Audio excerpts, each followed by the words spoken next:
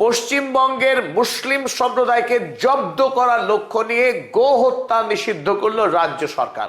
কিন্তু এই গো হত্যা নিষিদ্ধ করবার ফলে পশ্চিমবঙ্গের সংখ্যালঘু সম্প্রদায় তো বটেই, বিশেষভাবে চ্যালেঞ্জের মুখে পড়ে গেছে সংখ্যাগুরু হিন্দু সম্প্রদায়ের মানুষ। আর পশ্চিমবঙ্গের অর্থনীতিতে একটা ভয়াবহ আঘাত নেমে আসতে চলেছে এই একটি সিদ্ধান্তের ফলে। আগামীতে পশ্চিমবাংলার অর্থনীতিতে এই গরু 1.5 ট্রিলিয়ন টাকার ব্যবসা দিত প্রতি বছরে। 1.5 ট্রিলিয়নের অর্থ 1.5 লক্ষ কোটি টাকা।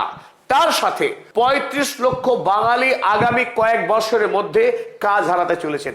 আগামী 5 বছরে 1 কোটি মানুষ চাকরি পাবেন কি জানি না, কিন্তু গো হত্যা নিষিদ্ধ আইন কার্যকর হওয়ার ফলে গরুর দুধ আগামীতে বাঘের দুধ হতে চলেছে, অর্থাৎ দুষ্প্রাপ্য বস্তু হতে যাচ্ছে।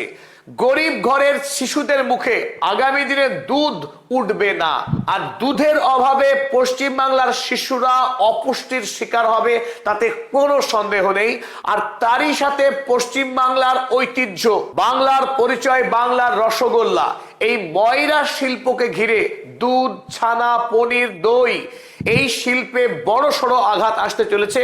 আর গোয়ালা সম্প্রদায়, হিন্দু ধর্মের গোয়ালা সম্প্রদায়, যাদের জীবন জীবিকা গরু কেন্দ্রিক, এই গোয়ালা সম্প্রদায় আগামী দিনে সবচাইতে বেশি ক্ষতিগ্রস্ত হতে চলেছেন।